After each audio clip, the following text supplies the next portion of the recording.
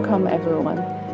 Today, United Proud Women is deeply honored to welcome Professor Petrus Liu, our beloved scholar whose work has transformed the study of queer theory, Marxism, modern Chinese culture, and the political economy of sexuality.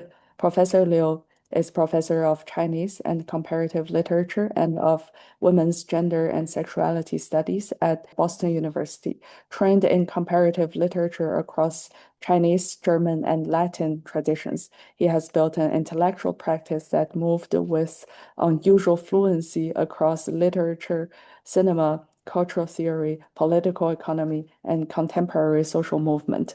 Many of us first encountered Professor Liu through Queer Marxism in Two Chinas, a book that refuses an opposition that had long structured both academic and political thinking. The assumption that Marxism belonged to an obsolete revolutionary past while queerness represents a liberal cosmopolitan future. Rather than treating queer life as evidence of China's gradual arrival at Western models of inclusion, Professor Liu asks how sexuality is produced through labor, social reproduction, geopolitical division, and the uneven development of capitalism. Queer Marxism, in his account, becomes an empowering method for thinking what counts as material life, how societies reproduce themselves, and how sexuality becomes entangled with the state, the market, and the unresolved history of the two Chinas. Across his three monographs, including his latest work, The Specter of Materialism, Queer Theory and Marxism in the Age of the Beijing Consensus, Professor Liu repeatedly returns to the subjects who cannot be adequately contained by the political categories available to them. Martial arts heroes, queer cultural producers, migrant bodies, and stateless or geopolitically divided subjects emerge in his work not as peripheral figures awaiting recognition from an already constituted public.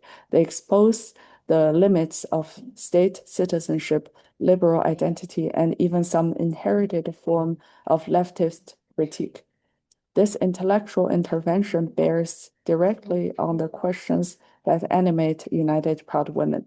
Our organization emerged from fracture and political struggle, and we have sought to build a transnational queer feminist practice through study, archiving, practical support, and collective experimentation. We understand world making not as a fleeting scene of visibility, but as the slower construction of infrastructure capable of holding contradiction, redistributing labor, preserving memory, and widening the conditions of belonging. Our recent reflection described this work as an effort to move beyond momentary catharsis toward a durable structure that can endure disagreement and resist the conversion of politicals into consumption. Professor Liu offers us an indispensable vocabulary for this task. His work asks us not to consider what happens when queer politics is no longer organized primarily around the recognition by state, access to normative institution, or representation within the market. What forms of solidarity become possible when sexuality is understood in relation to labor, class, migration, colonial history, and geopolitical power. What might queer emancipation mean when liberal inclusion itself remains embedded in exploitation and inequality? And how can Marxism be renewed by attending to bodies, desires, intimacies, and forms of social reproduction that conventional political economy has too often treated as secondary? At its most rigorous, theory identifies the historical forces that makes the present appear inevitable and reveals what appears natural, permanent, or universal has been produced and can therefore be transformed. Hence, Professor Liu's work teaches us that queerness may be most politically consequential when it helps us perceive how the world is organized and how it might be reorganized otherwise. It is with enormous gratitude, admiration, and intellectual anticipation that United Proud Women welcomes Professor Petrus Liu. With that, we cede the floor to Professor Liu. Hi, thank you so much for the incredibly generous and warm introduction, Yuxing. And it is such an honor to be here today to be part of this guest lecture series and to join this remarkable transnational feminist and queer community of multilingual scholars and activists. I want to thank everybody here at United Proud Women, especially Yuxing and Dian for organizing today's event and all of you for being here. My talk today is not going to be very formal. Rather than presenting a new piece of scholarship, I would like to use this opportunity to reflect on an intellectual question that has accompanied me for almost 2, 3 decades. Let me share my PowerPoint. All right, so my talk today is doing queer studies from China. At first glance, this may sound like a rather small distinction. It is only a change of one preposition, but I want to suggest that the shift from about to from points towards a much larger question about where theory comes from, who gets to produce theory, and what it means to think from a particular historical and geographical location without reducing that location to an object of knowledge. In many ways, this is not a completely new question for me. 15 years ago, I published an essay called Why Does Queer Theory Need China? At the time, I was interested in showing that China was not merely another empirical case to which queer theory might later be applied. Rather, I argued that China had always occupied a constitutive place within queer theory itself, even when it appeared only as its silent outside. Today, I still believe in that argument, but over the last 15 years, I have become increasingly convinced that it is no longer the most interesting question. Instead of asking why queer theory needs China, I now find myself asking a different question. What would it mean for theory itself to begin from China? And that is a much more difficult question because it asks us not merely to add another geographical location to an existing body of theory, but to reconsider what theory is really, how it is produced, and what kinds of intellectual habits we inherit when we practice queer studies today. And today I'd like to share some of these reflections. My reflections are organized as three parts. First, my slide is moving, right? Okay, my reflections were organized into three parts. First, I want to look backward and reflect on how queer theory and queer Asian studies developed along rather different intellectual trajectories. And second, I want to ask what historical world produced queer theory itself? And finally, I want to consider what it might mean to do queer studies from China today. I would like to suggest that perhaps the future of queer studies lies not in expanding an ever larger catalog of identities or geographical cases, but in cultivating what I want to call queerness as intellectual humility. First, looking backward to inheritances within queer studies. Let's begin with the word queer itself. When I first came of age intellectually in the 1990s, the word queer did not have the broad and almost common sense meaning that it does today. It was still a provocative, even uncomfortable term. There is no LGBTQIA plus resource centers on university campuses.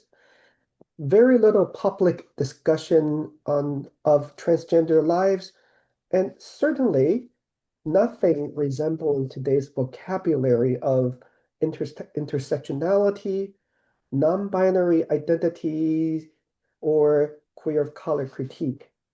In many ways, the political project looked rather different from the one we inherit today. Looking back, however, I think one of the most remarkable achievements of early queer theory had less to do with identity politics than with changing how we understood history. Many of you will be familiar with Michel Foucault's famous argument that homosexuality is not a timeless biological fact, but a historical formation. As he famously wrote, the sodomite had been a temporary aberration, the homosexual was now a species.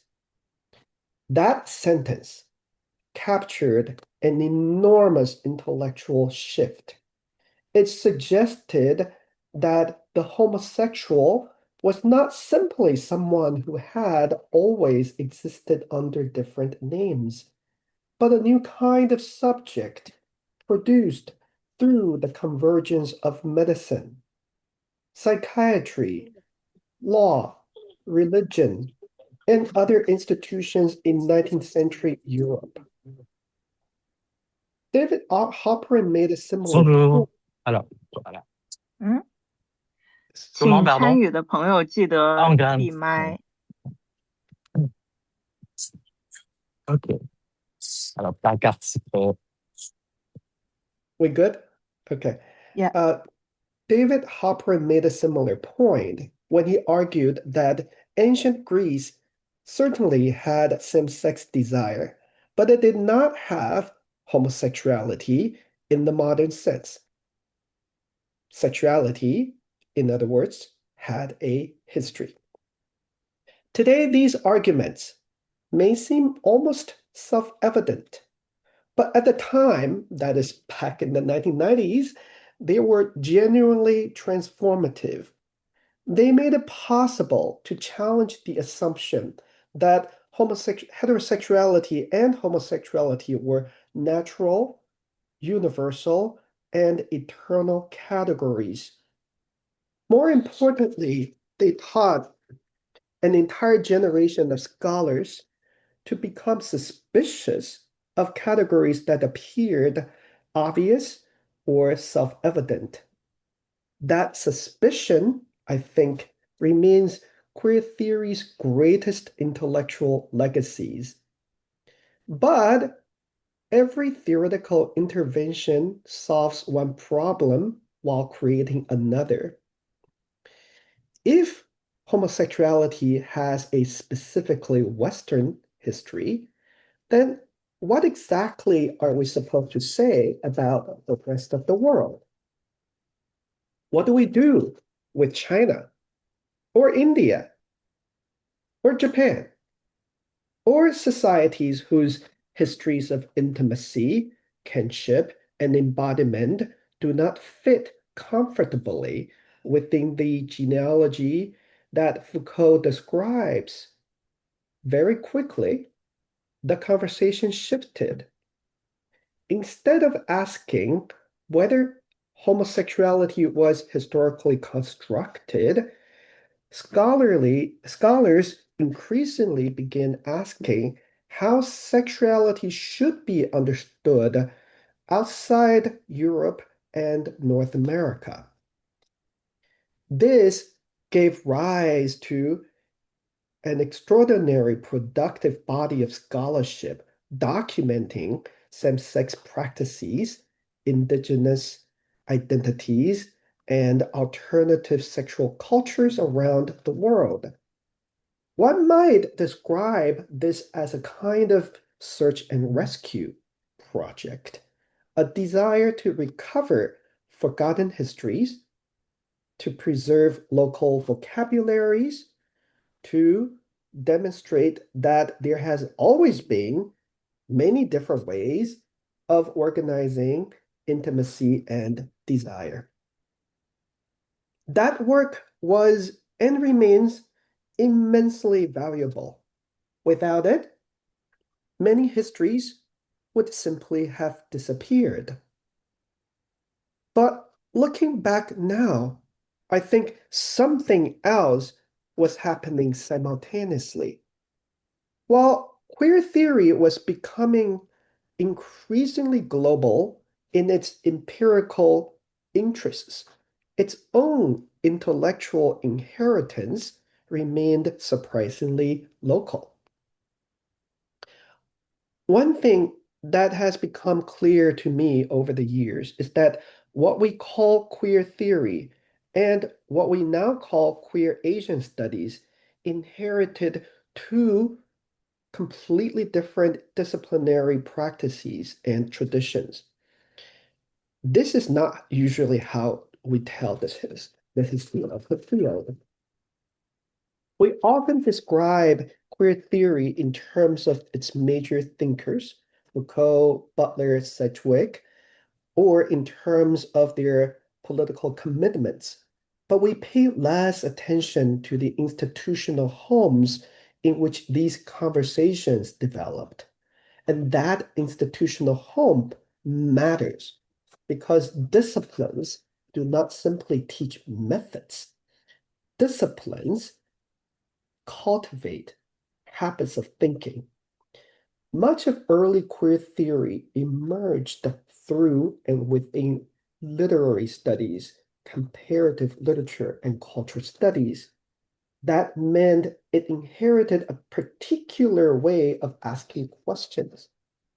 A literary critic, such as Foucault and Butler and Sedgwick and their followers, a literary critic is not primarily interested in discovering whether a text accurately represents reality. Instead, literary criticism asks different kinds of questions.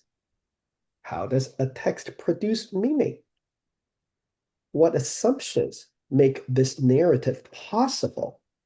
What contradictions appear if we read against the grain? What is absent from the archive? How does language itself organize what can and cannot be thought? Notice that these are not empirical questions. These are interpretive questions. Literary scholars are trained to distrust appearances. The surface of the text is rarely where the most interesting work happens. Meaning often lies in contradiction, omission, ambiguity, or silence.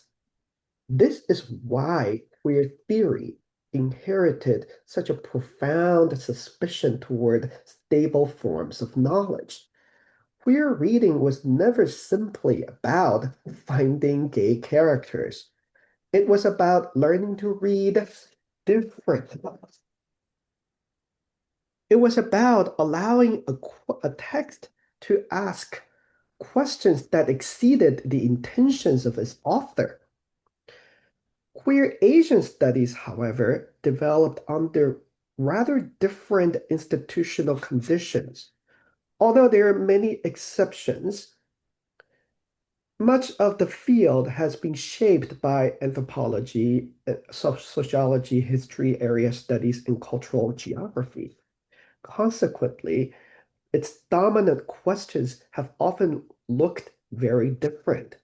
Instead of asking, how do our categories of knowledge come into being? The questions become, how should we understand sexuality in China? How should we distinguish Tongzhi from gay identity? How do kinship structures differ across East Asia? How should we compare Asian and Western sexual cultures?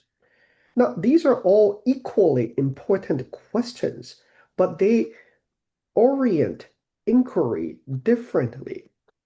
If I were to simplify the distinction, and of course, every simplification is unfair. I might put it this way. Literary criticism asks, how is knowledge produced? The social sciences dominated queer Asian studies asks, how do we produce reliable knowledge? And these are not competing projects. They simply begin from different assumptions. One begins by questioning the categories through which we know the world. And the other begins by trying to understand the world as accurately as possible.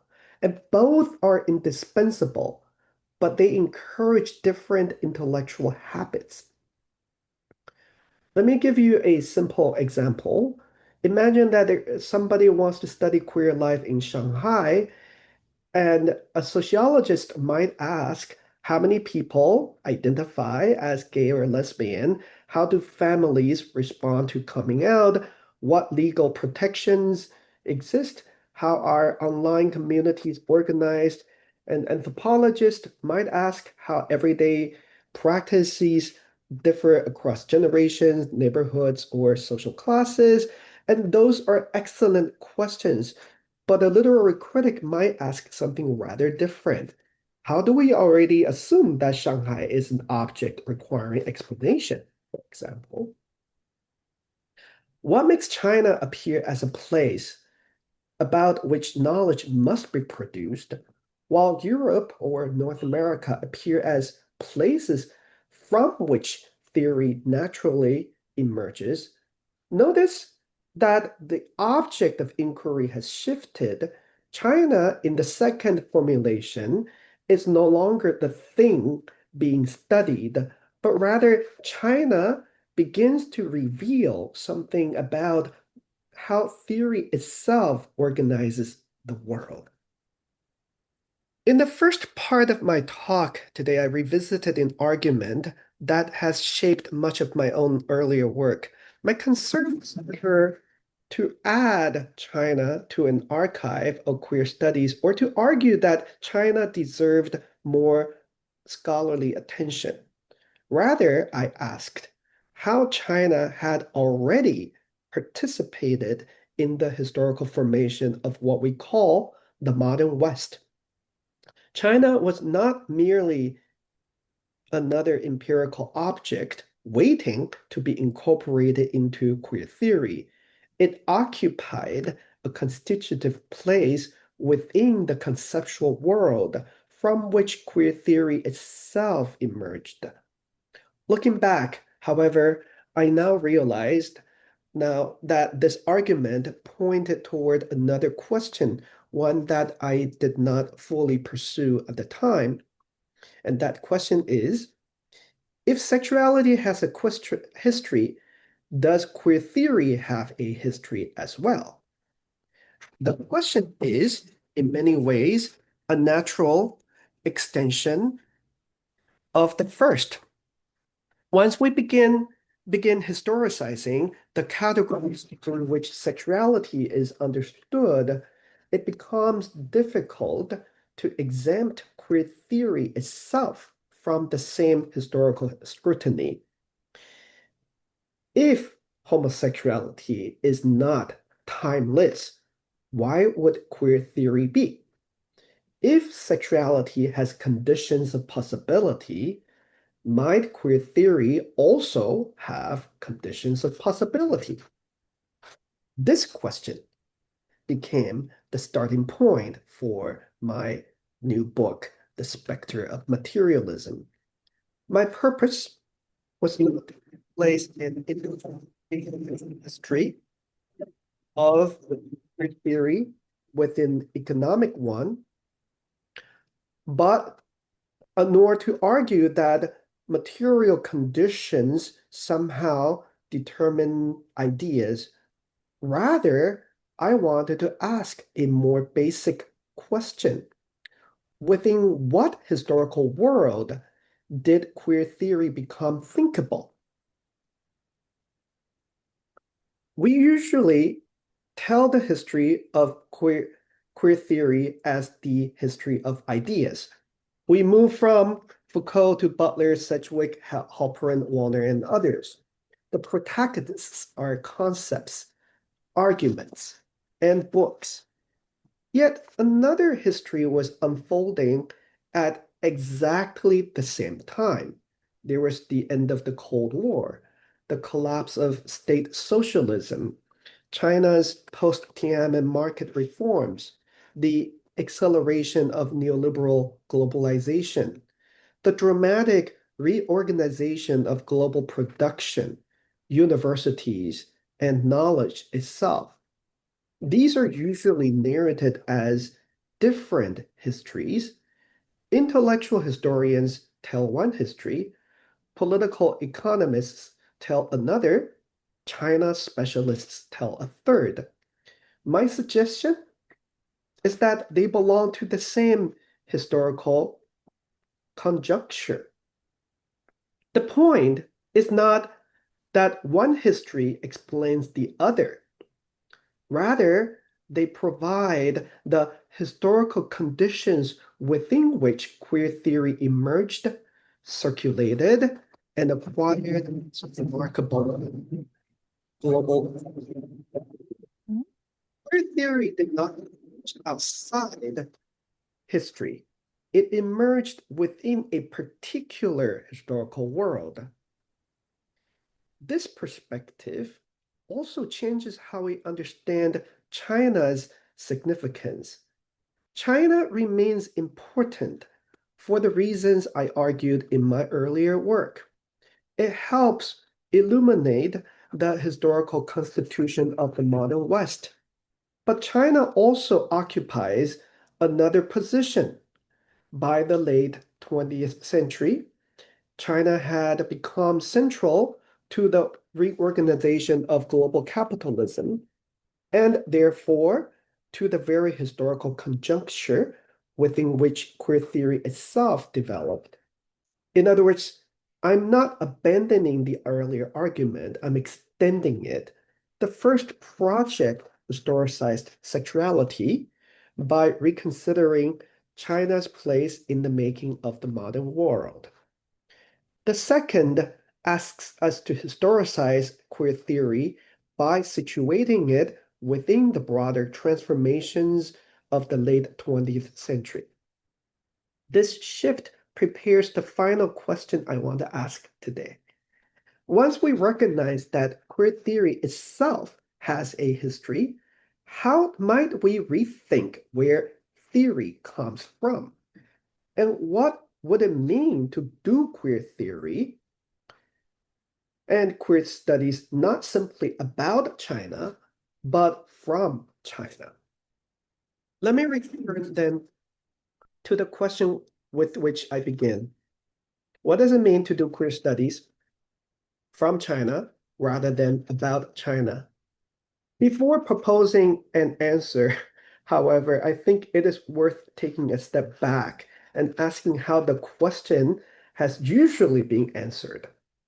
In broad terms, I think we can identify two dominant responses to this question within the field. The first response is what I'm loosely describing as liberal queer theory. One influential response has been to globalize queer studies by expanding its empirical archive. As queer theory traveled beyond Europe and North America, scholars documented forms of sexuality that did not fit familiar Euro-American categories such as tongji, bakla, hijra, katoi, two-spirit, and many others. And this was, as I said, and remains an enormously important scholarly project.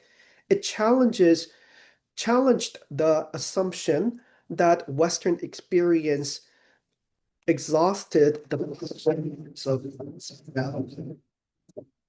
Yet, its underlying ambition remained largely empirical.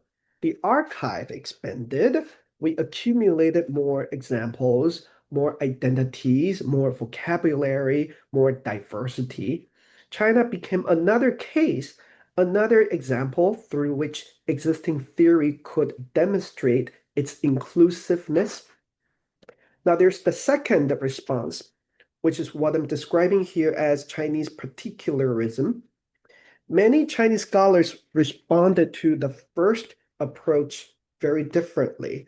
Rather than treating categories such as tongzhi, rabbit, cutting sleeve, or longyang as local instances of broader concepts, they argued that these belonged to a fundamentally different historical and epistemological world. The emphasis therefore shifted from diversity to incommensurability. China was no longer another example of queer theory. It became that which resisted or exceeded Western categories together. Now, what do those two approaches actually have in common? Although these positions appear to disagree, I think they actually share a surprisingly similar epistemological and logical structure. Liberal queer theory asks how Chinese materials can expand existing theory. Chinese particularism asks how Chinese materials exceed existing theory. In both cases, theory exists before China enters the conversation. China supplies either raw material, new empirical material, or resistant empirical material. Theory remains elsewhere. What I'm trying to propose is a third model, not applying theory to China and trying to be more inclusive, and not rejecting Eurocentric theory by insisting on Chinese particularism, but by doing queer studies from the experiences of China so that China becomes theory. Okay, so the question is neither whether Western theory adequately captures China or whether China ultimately escapes Western theory. The more interesting question is what happens when China becomes a standpoint from which theory itself is produced. This shifts our attention from applying theory to generating theory. To think from China is therefore not simply to substitute one archive for another. Archives, languages, histories, traditions, and forms of life do not merely provide new objects of analysis, they transform the questions we're capable of asking. Theory is not a finished toolbox from one place to another. It is something we build together. It is something that emerges through encounters. And here in today's talk, although I have spoken mainly about China, the larger argument is not about China alone. The question concerns every place historically, treated as object rather than a producer of theory. The goal is not to the goal is not to replace one intellectual center with another or to replace Eurocentrism with Sinocentrism. The goal is to imagine a genuinely polycentric production of theory. Doing queer studies from China, therefore, does not simply mean producing more scholarship about China. It means creating the conditions under which places long treated primarily as objects become places from which theory itself can begin. Thank you very much. Thank you, Professor Liu, for this amazing and surprisingly concise lecture. We were expecting a little more. But Dian is going to be moderating the questions. And now the floor is open for everyone. If you want to raise a question, you can just unmute yourself. Oh, I see some hands. Yeah, you can raise your hand and I'll ask you to unmute from the sequence I can see from my screen. Okay, I'll ask. Yes, thank you, Professor Liu, for this wonderful talk. And I have a question about your opinion about the word theory itself. So I'm also doing Chinese queer study as a PhD student now, and it just occurs to me that why does even in your talk you say that we have to consider China within the theory. So it's like people always prioritize theory compared to like scattered materials or scattered text. Or so my question to put in a concise way is what do you see the difference between queer theory and queer studies? And is it necessary for us to like to form a queer theory rather than just do queer studies about the subject itself? Yes, thank you. Oh, that's a great question. Thank you. I think I personally have no attachment to the word theory. I think theory actually, sometimes, had a um, generated unnecessary excitement around the label.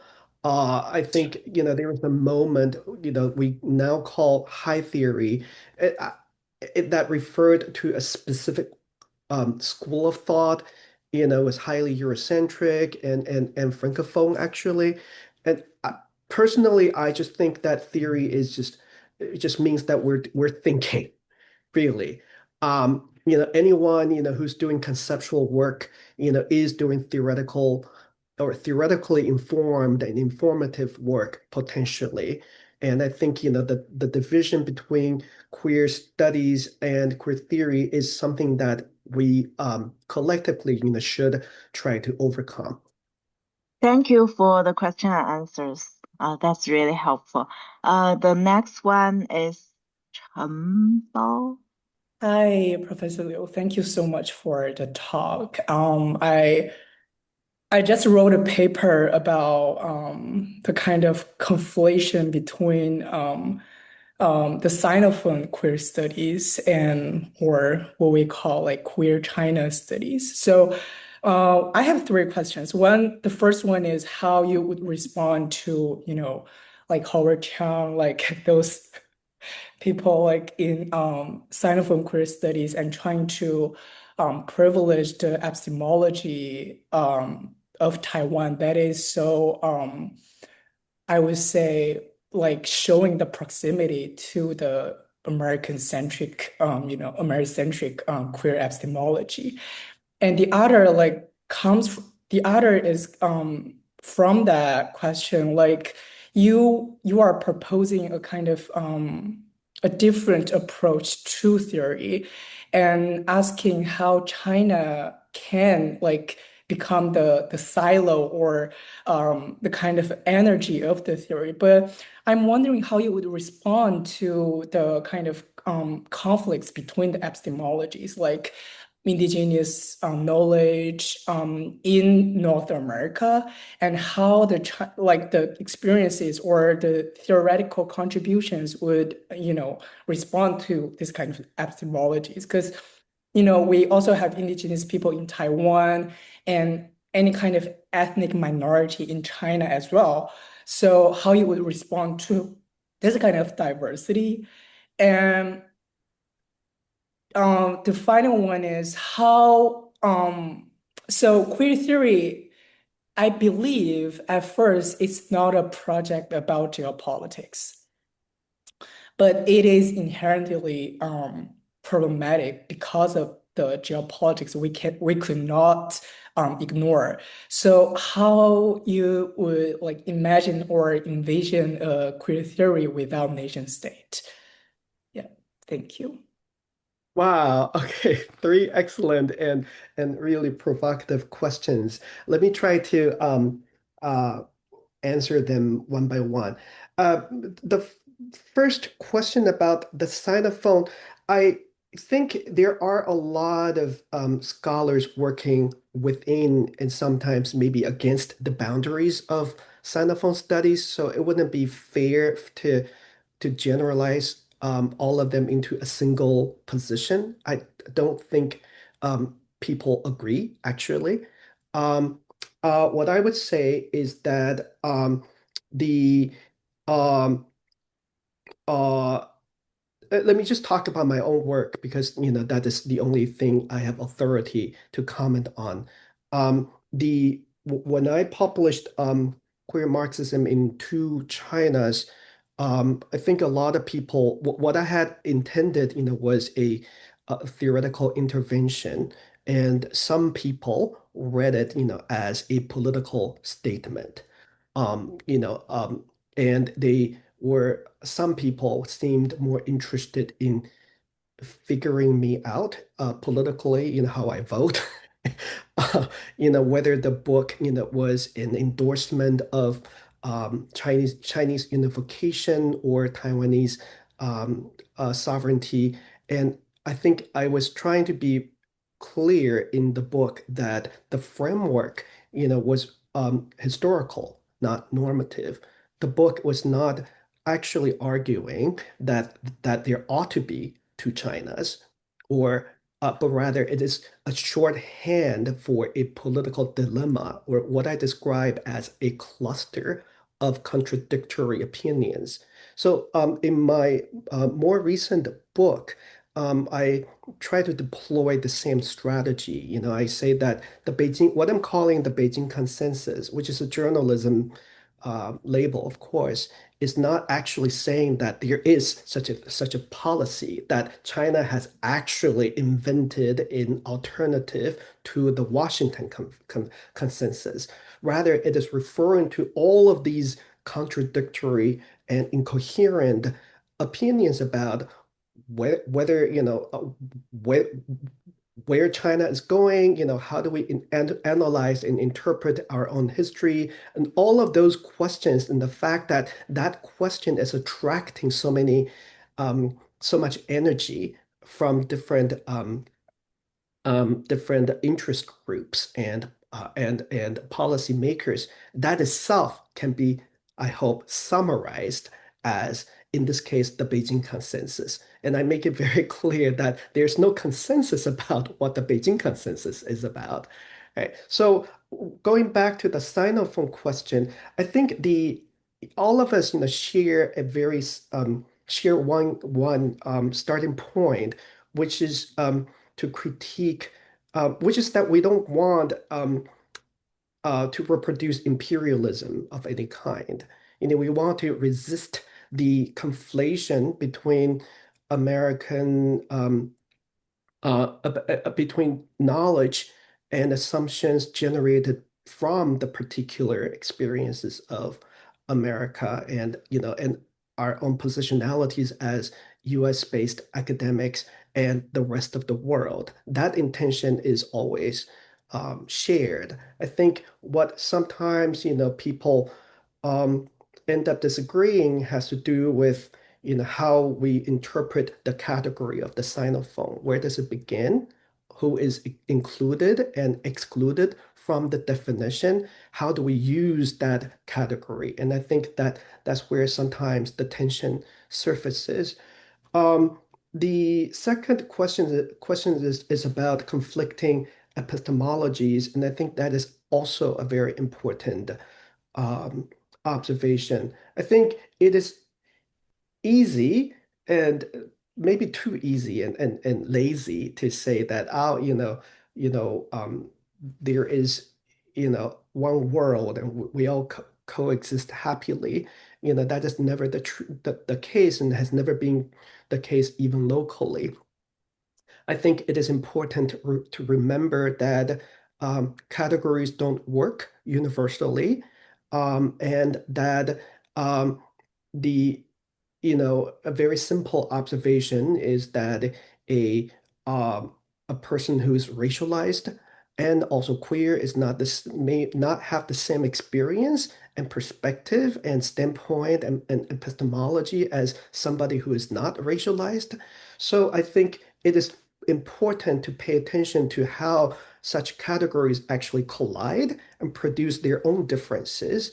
Um, so the one thing I would say is that, and you made this point as well, that the category of indigeneity is not exclusive to North America. As we know, um, there are indigenous people in Taiwan, as you mentioned. There's a lot of scholarship about indigenous um, populations in other parts of the world. So in an article that I wrote in SAQ, I talked about the importance of having a global definition of race. The politics of race is very much driven by, for American academics at least, is very much driven by the domestic scene and requirements of today's politics. And I think that, while we're here, we would do it would be important to also globalize the definition of race and conceptions of indigeneity as well, and think about the ceilings of solidarity and different forms of community across differences. Finally, there is a question about geopolitics and problematic. I actually don't recall the specifics of the question. If you wouldn't mind repeating very quickly, I'll try to address it. Yeah. I believe queer theory at first it was not a project about geopolitics, but Ah, it like how we can like use queer theory as a kind of, theory without politics or theory without boundaries. And I raised that question up because I feel like I often occupy that kind of inability of positionality because I study in North America and I mm, want to do a theory or I want to do a theoretical work, like as you mentioned, like from China. But mm, I would say like the majority of work, like in this realm, like scholars, resources, platforms, they are mostly like out of China. I would say like mm, either like I think in Hong Kong or in Taiwan or in North America, in Europe or any kind of places that is not China because of mm, the like the obvious reasons. So I raise mm. up the question, yeah. Yeah, I thank you. There are a lot of other, hands, so I want to keep my comments brief because this is a very rich question. Let me just say, first, you're right, that when queer studies began, it was not interested in geopolitics. Actually, it wasn't interested in anything else other than gender and sexuality. That came later, and first, as an afterthought, right? So people begin talking about queer of color critique and intersectionality. All of that came later, and then now is normative, right? It is now very natural to think of sexuality in relation to all of those other issues, but it was not at first historically. And I do think that we need um, to expand the conversation to think about geopolitics as well. Now, it's not true that nobody's talking about geopolitics, but rather I don't think we have a very sharp analytic for geopolitics yet. Sometimes people think it kind of conflated with race and racial difference. So you can imagine some anthologies including um, a chapter um, on queer of color, and maybe another chapter about a queer experience from another region from the world. So what I'm trying to do in my own work, by foregrounding the Cold War, for example, is an example to think about a geopolitical difference without reifying race or reducing it to the same political vocabulary as race. Yeah, thank you so much. Next question will be from Tianren Luo. Okay, can you hear me? Mm, Yes, hi. Thank you, Professor Liu, and thanks Yuxing for organizing this very wonderful event. Really learned a lot. So yes, I do have a question. So I really appreciate like how Professor Liu traced the kind of genealogy, right, of the Euro-American queer series and its canons back to a very specific historical moment, which is the beginning of the kind of, let's say, globalized, right, neoliberal capitalism in which China plays a very important role, no doubt. But what I'm thinking is, if we might extend the timeline a little bit, further to our present moment, where there's an ongoing debate on the quote unquote right end of neoliberalism, both within academia and beyond academia, and people are inventing new vocabularies for that to characterize this new term of capitalism.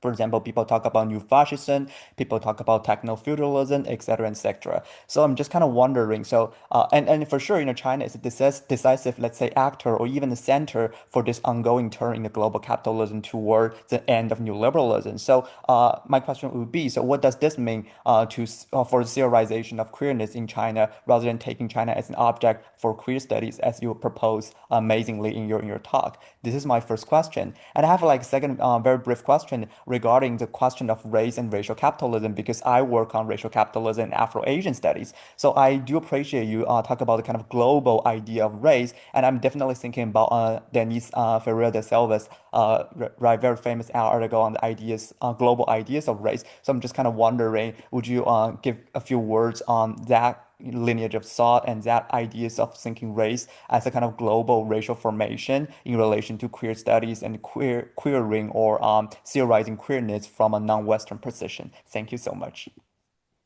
Yeah, thank you. Okay, so um, to your first question, I think there is a difference between um, uh, periodizing history and periodizing capitalism. So a lot of the current work that you're referring to and alluding to has to do with how we distinguish between different phases of capitalism. The question is actually very technical because it touches the heart of Marxist debates and non-Marxist economic history as well.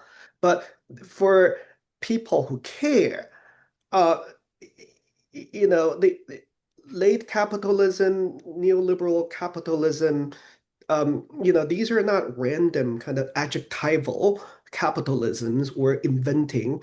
It's not actually very helpful to have a proliferation of new names without knowing how they fold into each other because Marx's own kind of historiography was very precise. It actually served a purpose. That is to remind us that capitalism followed a specific law of motions. It was not random. And if we can prove mathematically how we transitioned from one to another and to prove, what really happened during primitive or originary accumulation and how, domination and exploitation ought to be analytically separated. All of those questions are incredibly important to Marxism. And I think that sometimes, by inventing new categories, we actually weaken our analytical vocabulary so that's one thing I would kind of stay away from.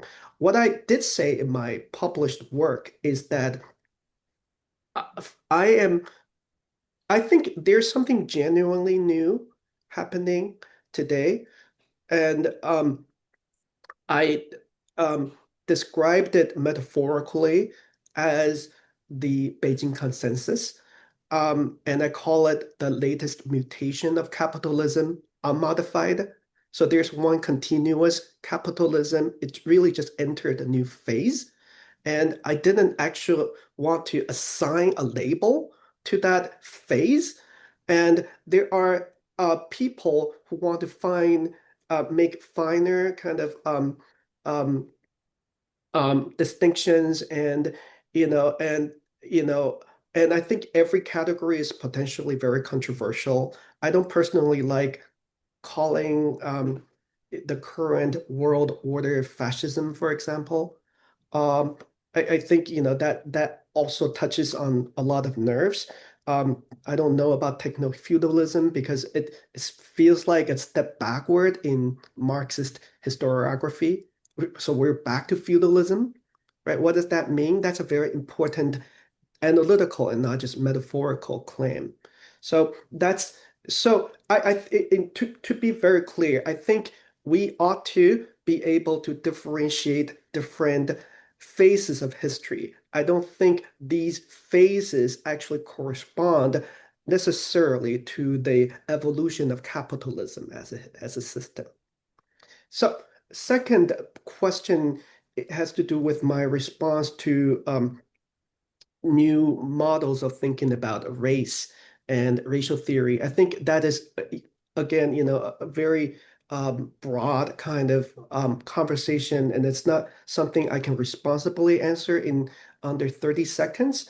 I think I would say that the um, there is already a lot of very exciting work around comparative racialization. I think race is always relative. Nobody is not racialized. Everybody's racialized. The question is how and what are the effects of racialization? So what I would say about race is essentially what I just said about queerness. The point is not to multiply. The point is not to diversify. The point is not to include more global examples of what we consider race and build a bigger or richer archive. The point is actually to shift our epistemology altogether through the multiplication of examples that we collectively, through research and scholarship, accumulate. Thank you. Thank you. This is a Wow, very thank you. amazing response. Thank you so much, Professor. Yeah, thank you for the very thorough response. So next one is Yuxing. Hi, Professor Liu. It is such a great honor to have you here. I'm just gonna keep it brief. So, the first question is about the conditions of thought. So, Tori and I both are students of Professor Tani Barlow, and whom you have also cited in your first book. And we were wondering about, and also the repeated intellectual history that you brought up seemed to have an influence on your work. So, my first question is would you mind historicizing or ontologizing yourself a little bit? How your genius thought of merging and synthesizing Marxism and queerness theory come into being, because this is truly something amazing and it's truly something that is now Euro or Western centric. And as aspiring future scholar, we find it deeply inspirational, and we would love to hear how it is you made it possible. The second question is regarding where do you see this queer Marxist movement is going? What are some of the new potential on the horizon that you have seen recently that you find that has revolutionary potential that could trigger some type of social movement that take us into some type of otherness than what we observe and perceive now? Thank you so much. Thank you. That's a very generous comment and question. I appreciate it. I y- y- you know, uh, I often think about a metaphor that I learned from painting. I'm also an amateur painter, um, which is that life is made up of happy accidents. You don't try to, when you make a mistake in art, don't try to correct it by erasing it, paint around it. If you made a splash, just imagine that there's a cat there. Okay, so the quick answer to your question was, it was just all because of the places, my own travels and uh, teachers. I studied with some amazing people. I was a student of Judith Butler's and also studied with a lot of other people, Colin Lai, Lydia Liu, Andrew Jones, and you know, um, and their philosophies don't agree, and they don't always agree. When I say agree, I mean, align. They're not always aligned with my own um, life um, life stories, including being queer. So I spent my whole life trying to synthesize what I learned in the classroom. For example, if during the 1990s, there was a lot of conversation about imperialism. And whenever people say, imperialism, I was thinking about, oh, what about, Japanese imperialism, colonization of Taiwan. And no one was interested in that.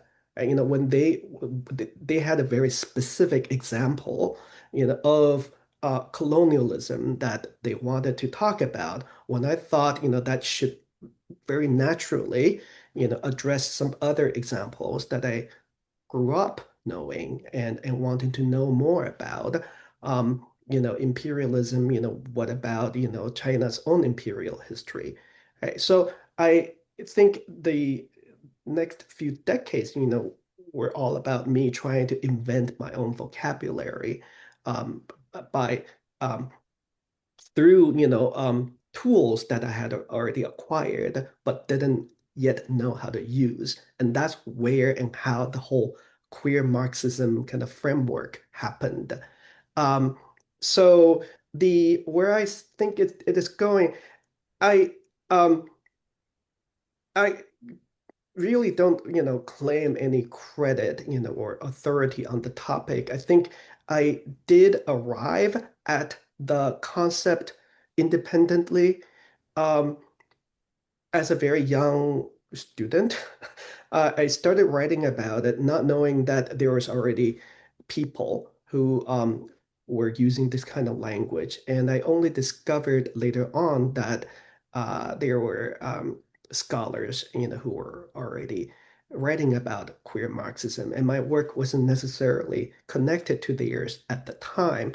And of course, later on, we all entered, conversation together and build very interesting um, um, um, connections. And I think, I see more and more people now, who are um, developing the tradition and the vocabulary, perhaps in ways I didn't anticipate.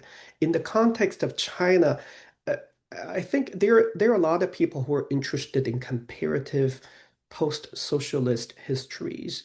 So some people come to my work hoping to see a study of how socialist experiments failed in China and how such failures impacted the ability, queer people's ability to organize themselves. And then they wanted to take that as a focal point to talk about other post-socialist countries, for example. I think that's a very creative um, kind of use of my work, perhaps not what I had intended, but I find that very exciting. And I think generally there are also more and more people interested in queer and class, that nexus. And I think that has everything to do with where we are in the world um, politically. And, I do think there is a resurgence of academic and activist interests in Marxism. And that I think is another kind of opening that my work naturally kind of finds itself aligned, but doesn't necessarily create. Thank you so much. This is so inspiring. So the next in line is, yeah. And my question is, what kind of challenges have you faced when doing your research? Like you mentioned the case study of Shanghai and some limitations that it has. Like, like is a challenge, for example, how do you account for the geographical differences and like the experiences of different people who have different socioeconomic backgrounds in China? And how do you incorporate that into talking about China as a whole? Thank you. Ah, yeah, uh, that's another, excellent question and very layered, and I can spend a whole session on. I, uh, okay, first about the challenges, you know, um, my friend Kaji, I mean, mentioned this in a different context, that um, I forgot the metaphor, but it's something like, everybody doing trans studies has to coming sideways. And what I took the metaphor to mean is that there are no positions created for trans studies or queer studies really, but especially trans studies. And all of us, who are doing some kind of marginal, who became more visible because of our academic because we have secure academic positions and whatnot, are not doing what we're supposed to do. So I was hired, as a literature person, and I'm very happy at my current job. My previous position was challenging for a lot of reasons, including the fact that I felt like I was hired despite what I do and not because of what I did. People kind of tolerated the queer, sexuality, angle. And they really hired me because of my PhD background in comparative literature. So I think that is a professional challenge that I have to think about day to day. In my current job, a lot of my responsibility has to do with um, manage language instruction, even though that's not what I feel really confident doing professionally. So so that's one kind of broad answer to your question, which is about the misalignment about our training and our passion and the allocation of resources. I think another useful metaphor that one of my mentors gave me when I was in grad school, and I was debating between different dissertation topics, and I said, I really want to work on this, but maybe that's not strategizing. Maybe there's no job market for my topic. And the person I was talking to said even Marxists have to get jobs so they can keep critiquing the system. So I always remember that. That's not a compromise. That's about being revolutionary, actually. It's about knowing, it's about guerrilla warfare, right? It's about, finding, your position in the trenches and then keep fighting back. I also don't feel bad at all when I write trenchant, critiques of capitalism at a Starbucks. So I think your kind of political commitments and personal lives and professional kind of requirements are not always going to be perfectly aligned, and that is okay. So to answer your question more specifically about the challenges of doing queer studies in China, or I don't think this has to do with Shanghai for any by any stretch of the imagination. I think the part of that, has to do with just the politics and the fact that doing sexuality studies is always sensitive. Um, and it requires a level of self identification that may not be readily available to you and the people you want to talk to. So I think all of those combined with the linguistic and geopolitical differences, we're always doing translations of some kind, but that's a beautiful kind of work that we're committed to do. Thank you.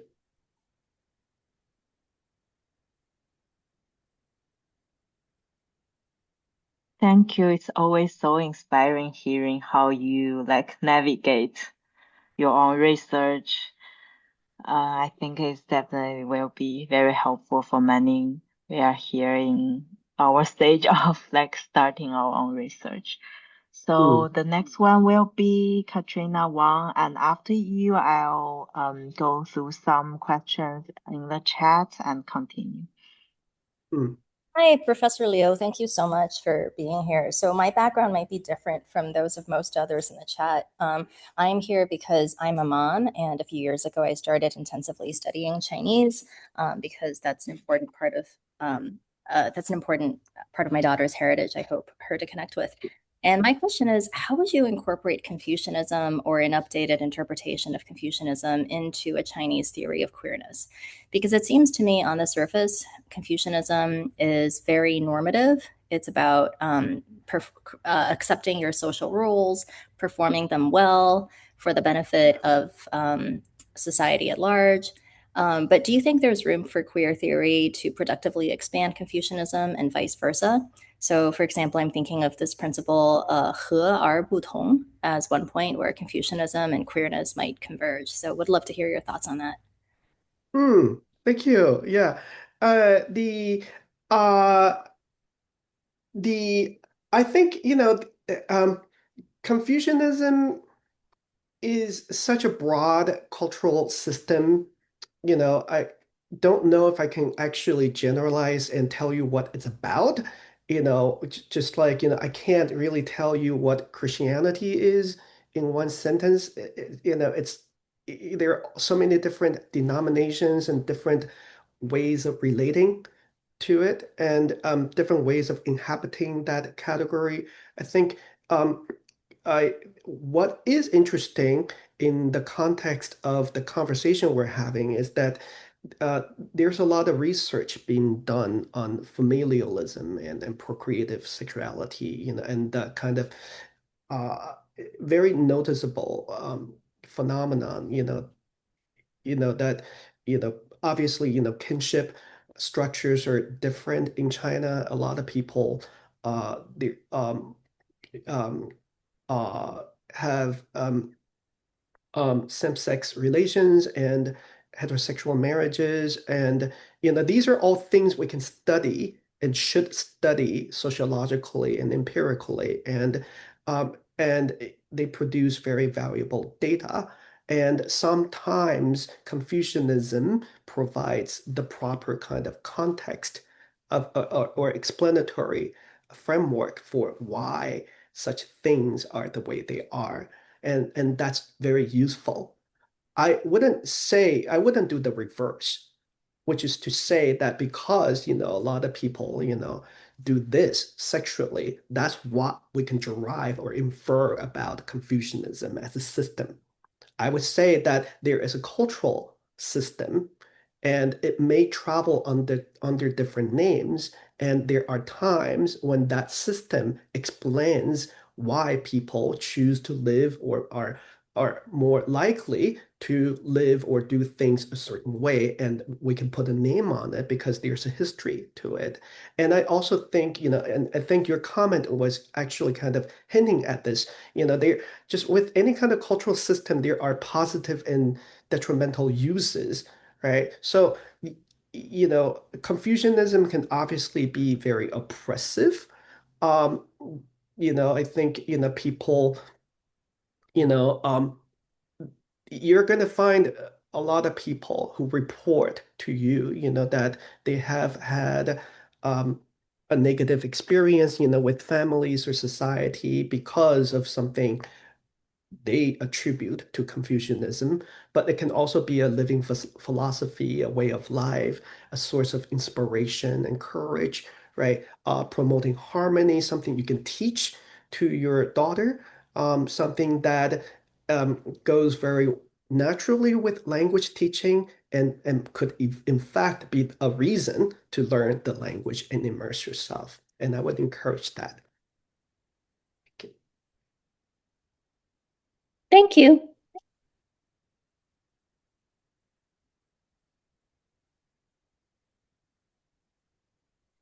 Thank you. I'll go through some questions in our chat before we move to Mao Huijun. So there are three questions here. One is from Lucas Huang. Says, thanks for the lecture. Could you give some indications on what new ideas, perspectives are emerging or have emerged when queer theory is done from China or East Asia? And another question from Alice Liu. Or maybe you start with this question first. Thanks. The uh, what are what are some good examples of the well, let's see. The uh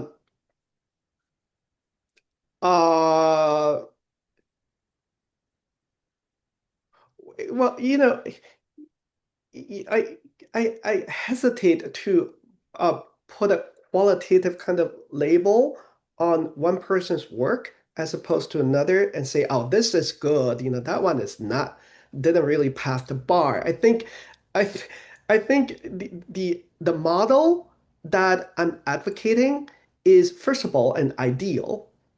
Right? It hasn't happened yet. Nobody has met my expectation, not even myself. I failed. Okay, so I don't even cite my own work as an example of of grade queer study from China. I think it's an approximation. Right? So it's a philosophical kind of reorientation. I want to reorient myself and all of us, um, not, not away from America, maybe, but there are many problems. Okay, I think we're all kind of blinded by what is happening today. And I don't think, the typical kind of culprits, there's a very short list of names you can throw around, which I'm not going to, reproduce here, right? I don't think those familiar problems are holding us back, but I think we all have our own list.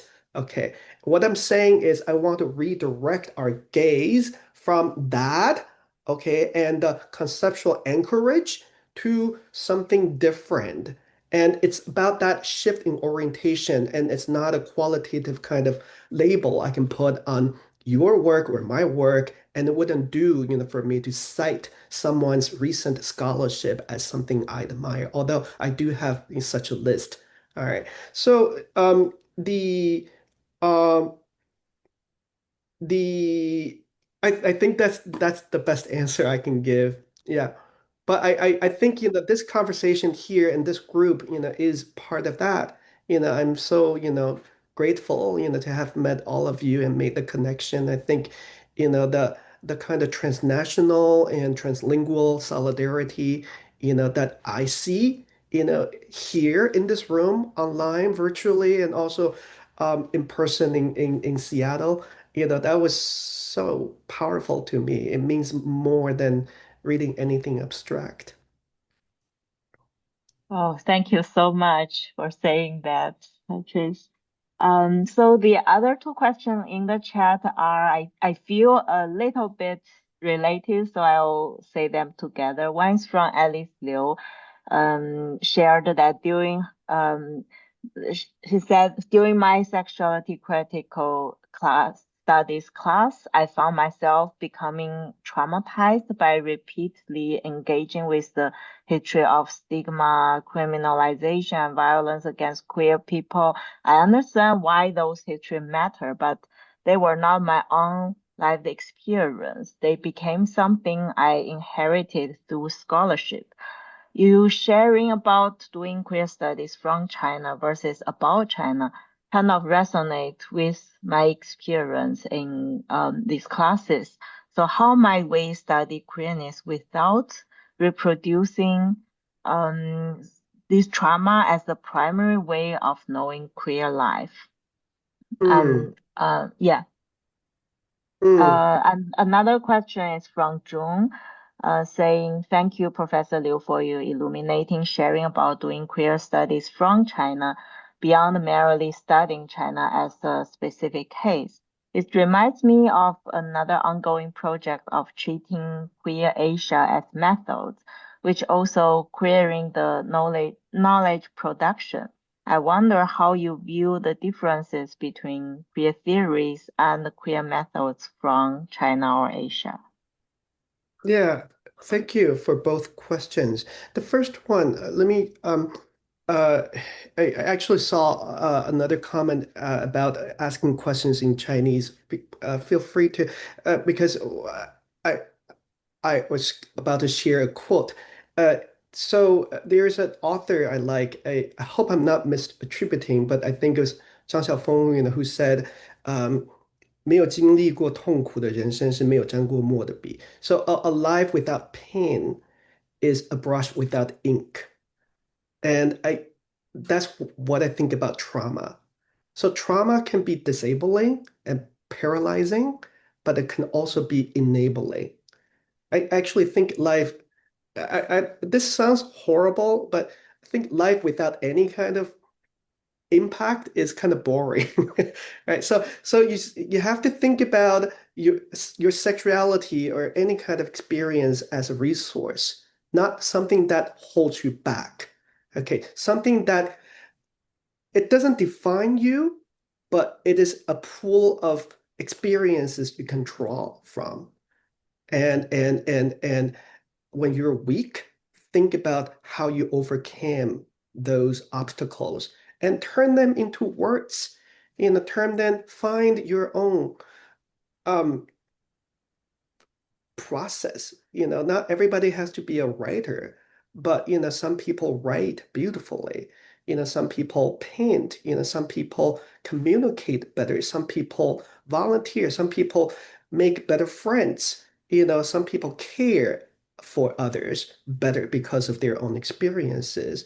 Your negative experience, trauma, doesn't have to be limiting.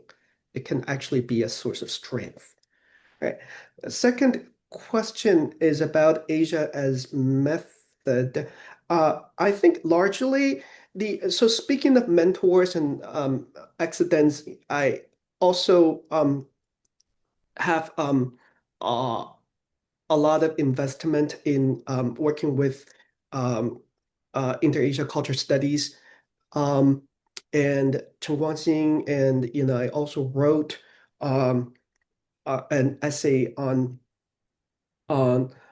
related topics. But yes, so the basically the conceptual dilemma is you don't want to write about China or whatever your object is in a way that is not sensitive to your context and simply by applying you as your American theory, right? So that's uh, something nobody wants to do. You don't want to make the opposite mistake by reifying it, by essentializing it, by saying, hey, look, here is China, and it is the opposite of what the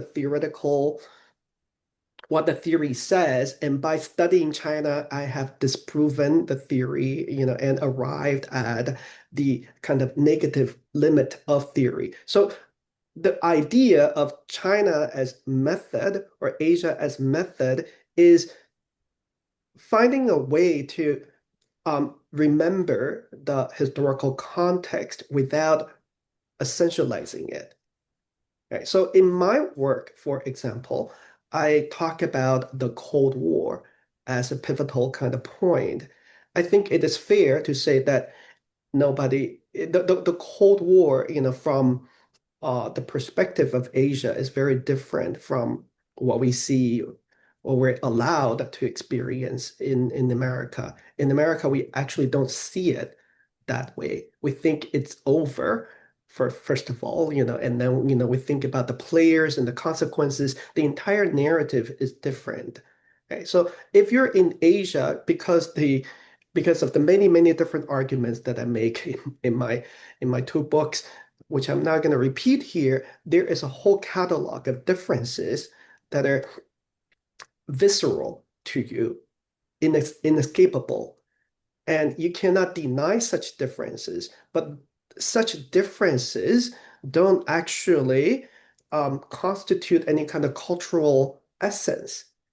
To name such differences as the horizons of your perspective is not the same as saying that all Asians look this way or think this way categorically, right? So that is an example of how I use the argument of Asia as method.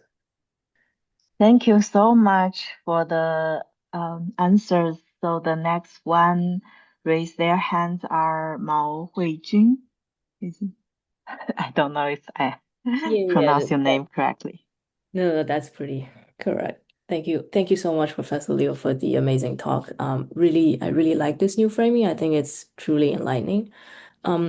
And because you also mentioned that it's still like an idealized approximation, no one has realized it in any way. So I'm kind of curious in this direction as well that if no one has done it yet, what do you think, what do you see as like kind of the first concrete step towards making it operational, or what is the biggest obstacle right now that you're seeing? Ah, okay. The I wouldn't say no one has done it because that sounds really arrogant either. Okay, so my overarching kind of argument, in theoretical terms, if I'm allowed to use, jargon, if I allow myself to use jargon, it would just be materialism.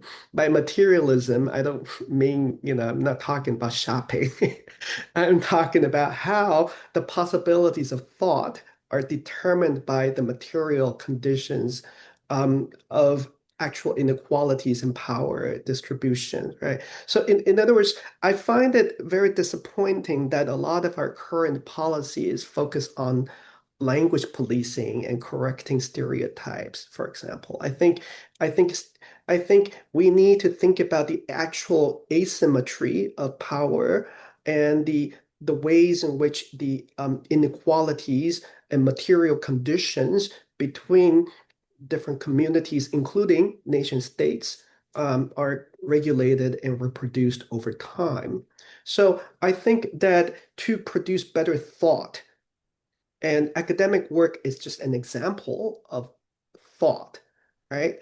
But thought in general, you're asking me for direction and not a blueprint, right? I'm not giving you a manual, but philosophically, I think we need to actually improve the conditions of lives in order to think better.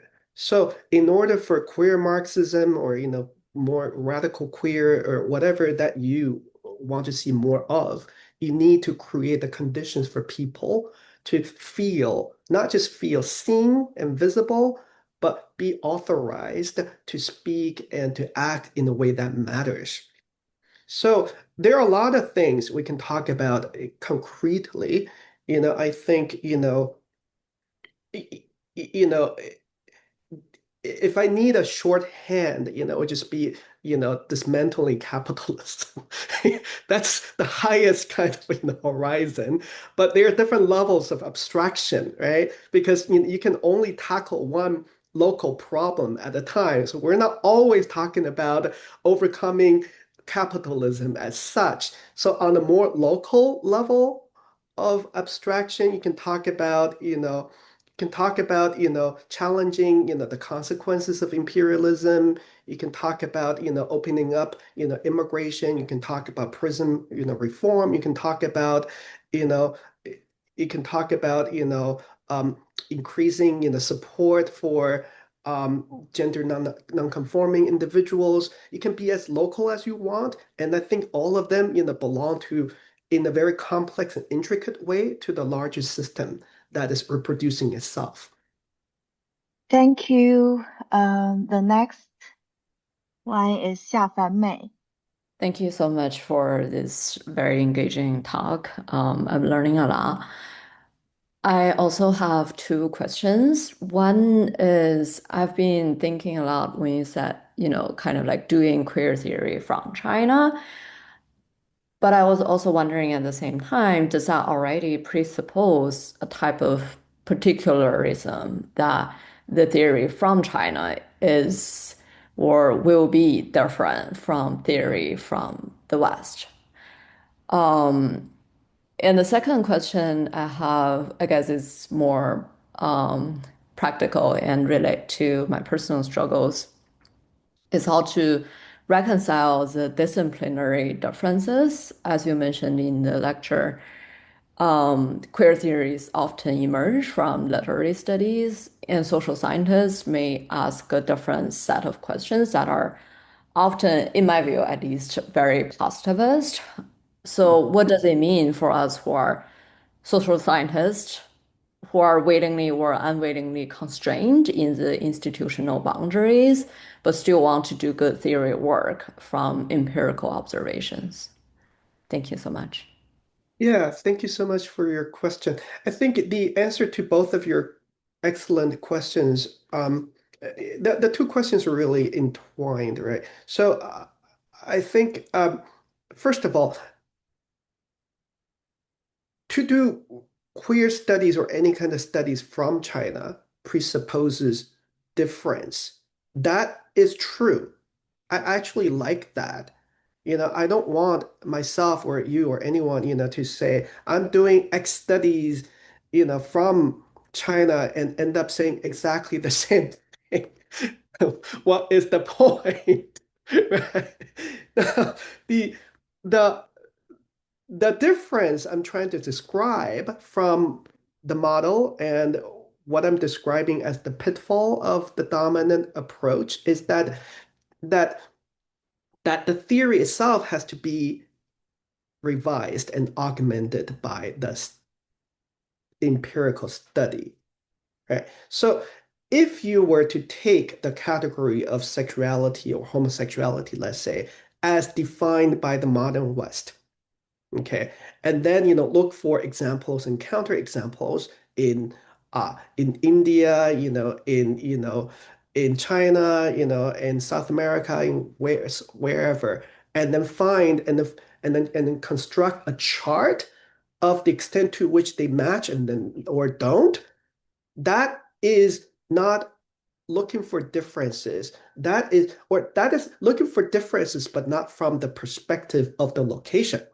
That is applying a theoretical model to different local data. What I'm asking for is that we shift our perspective to the location and think from the experiences of the location in order to revise and expand the category or the concept itself.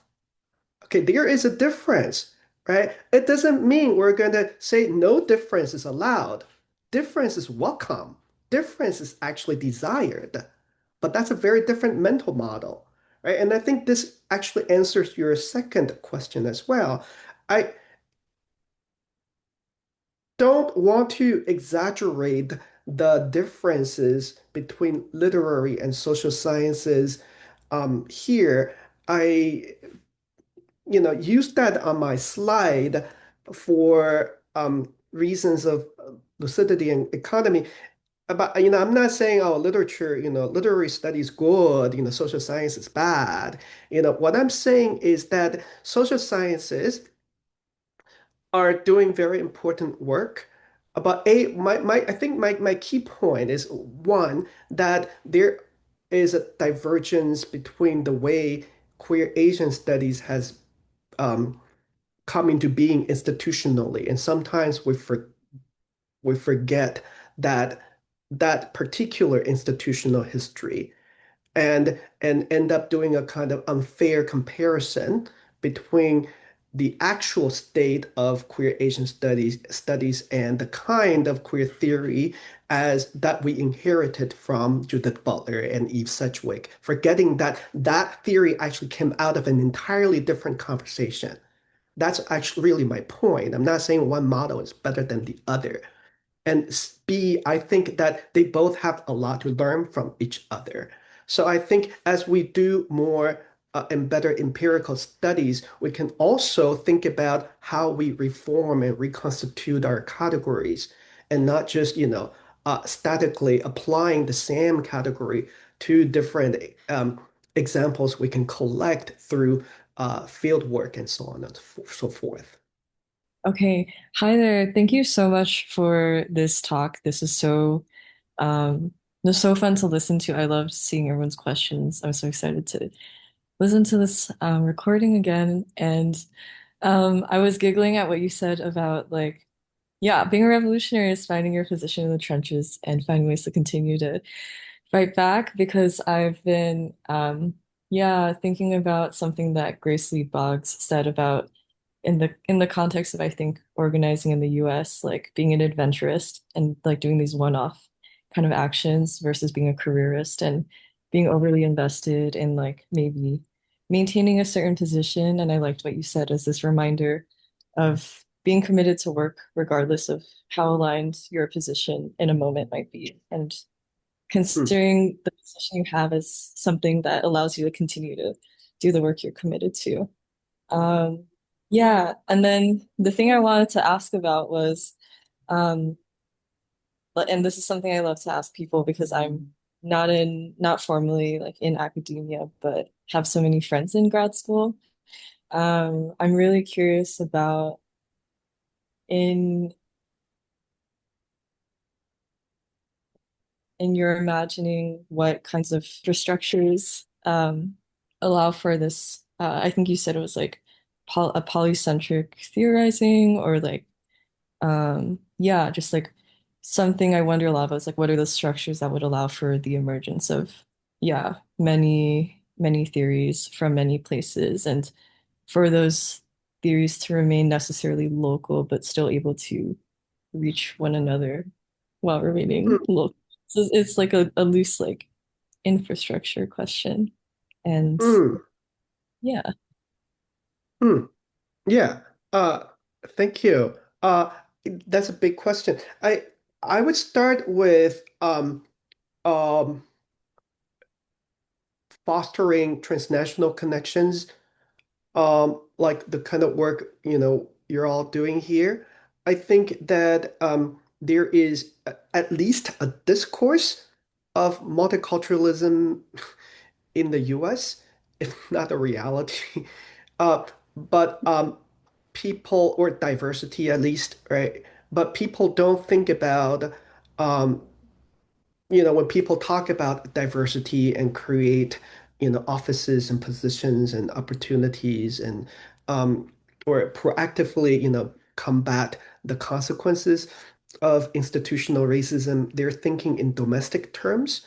There's no language for uh, transnational and translingual um, scholars, for example, right?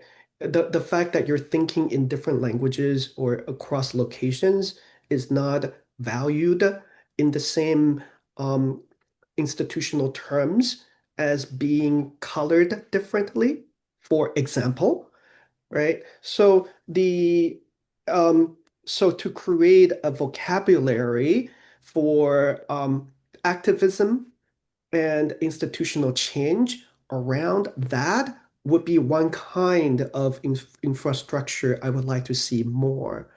I would like to see, you know, the citizenship system reformed among all. I think, we're still organizing our political rights and privileges around birth accidents and heterosexual marriages. That is how you gain access to resources and privilege. I think, that is a big, issue for me. I think, your ability to cross borders without harassment, your ability to gain employment, to secure healthcare and just basic, access to human dignity, all of that currently in North America depends, on your um, citizenship status. And then if we're talking about other regions, that's an even bigger question, because people who are not, living in the global north can't even have their livelihood, guaranteed. We're, talking about, war-torn regions, and, people whose tomorrow, right, basic, prospect of life cannot be guaranteed, right? So all of those, infra questions are infrastructural, and they are urgently in need of activism and intervention. Thank you. Thank you. We noticed that we have about 15 minutes left, so I'll move on quickly. Please keep your questions concise. Maybe answers to Patrice, although we really enjoyed it. Okay, so the next one is Zhang Tianwen. Oh, I think you're asking Chinese, right? Yes, Feel yes. free to do so. Thank you, thank you. sorry，因为我的那个英文不是很好，我让我用那个中文向那个刘老师那个提问一下。那个老师，我想知道刘老师那个你在这个华语就是华语语系这种那个库尔理论的研究当中，你的文本，比如说，因为大陆当代这方面的文本是比较呃少的，而且那个随着近2年就是说那个耽美题材电视剧的那个就是叫停和限制，然后这方面就更加的就偏地下了。那么以前可能是网络文学也有，但是现在好像也比较怎么讲就比较不是那么的公开化，然后和更加的就是说come out 那种，就是说在面向那个主流化，然后那个那么台湾和香港的那么香港的库尔书写可能也是怎么讲，就是说可能没有就是说发展成规模，但是又这些年包括在那个立法院，可能这方面可能是他也是面临着问题。那么可能主要是在台湾文学和东南亚马华文学，然后新加坡华文学可能会在比如说那个那叫那个许佑生，不是许佑生，是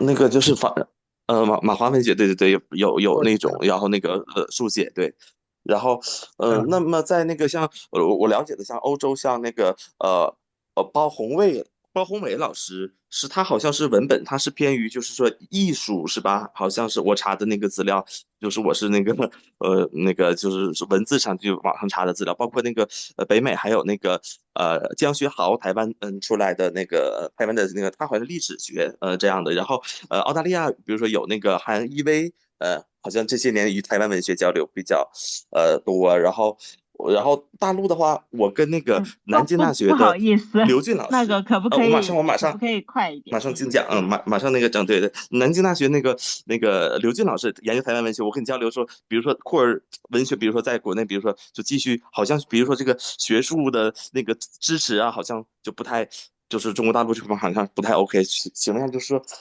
您的这个好像听不见了。设立的文本，比如说偏向台湾文学嘛，就说身为大陆的，就是说这种出身，我们怎么就是在突围，在比如说在从国外的这种资源上，对对，谢谢。Okay, thank you. Let me answer in English. So the one thing I learned from queer theory is that you don't have to be very literal about your object. You don't have to limit yourself to openly queer characters or authors. You can talk about contradictions, you can talk about silences, you can talk about epistemic regimes. So, so if you find yourself the kind of context lacking, that itself is an object of analysis. That is something you can explain. Another suggestion I have for you is that you don't have to limit yourself to the contemporary moment. If you don't think it's true that there is a shortage of examples now, because I think there's a lot, and a lot of people talk about 含蓄 or 暧昧, for example, right? So there are different ways you can work around the seemingly kind of restrictive nature of your object of inquiry and still find interesting things to say about queer culture. Thank you. Next. Thank you, Han Yi.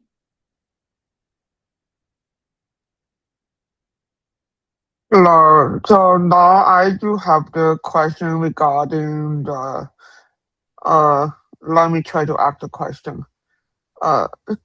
It's more about how to navigate the discourse of queer people in China in the context of in the Western society, like the Chinese queer people have stood up the victim of oppression in the West, and many people would fall into the pitfall or rabbit hole or in the static core, like for example, when my American friend asked me about how queer people in China should be very like they don't have the freedom to express themselves, or queer people in China they don't have the right as the people in the Western country. So in the I don't want to say like how to navigate such the relationship between the how do the people in the Western society like how like how, do you have any idea regarding that question? Uh, a lot of the question was broken up, so I'm not sure I Oh. captured every. 点点。Oh, I can repeat for her. So basically, they're saying But I feel like Chinese queer have served as sometimes a victim of oppression in the West, and any you people would know, fall into that pitfall rabbit hole of such discourse. So they don't want to deny the real traumatic experience of queer people in China, of course, but on the other hand, they feel uneasy with such discourse about how queer people in China like serves kind of as an object under the Western gaze. Mm. Thank you. Yeah, I think first of all, I would extend, what I said about or to the previous question here, which is that, when we do queer studies, we don't have to limit ourselves, to people who are um already out, or have a very visibly queer life as are the object of analysis. So the choice is not between describing oppression or emancipation. I think that's a false binary. You can talk about a lot of things. You can talk about, the you can talk about ambiguity. You don't have to talk about identity and identification, is what I'm saying. You can talk about how questions of sexuality inform other aspects of life, for example. And that is not saying you're gay or you're not gay. You're talking about how matter of sexuality actually influence your worldview, your economic decisions, your whatever question you can come up with, just by a more expanded kind of um, framework of analysis. I think that is in the spirit of queer theory. Second question, part of your question has to do with agency. And I think that is why, this entire discussion is really important to me. I think, we have gone on for, we have all kind of participated in this power structure where people who are educated in the West, and produce knowledge in English, are able to describe us in whatever way, academically and other ways. And I think what I'm hoping to see is a shift in the direction of knowledge production and power. And it does hopefully, hopefully I would like to see more um, um, academic work produced by people in China, who have lived experiences with the communities and their own bodies and experience and agency. And so that will be hopefully something we can see more of in the future. Okay, next. Thank you, Li Jing. Oh, sorry.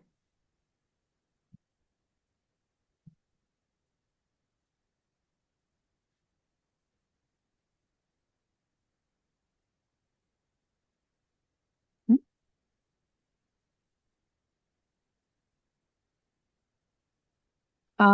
Sorry, can you unmute yourself again, Li Jing? Okay, sorry. Can everyone hear me now? Yeah, Yeah, yeah, yeah, I yeah. can Okay, hear you. thank you.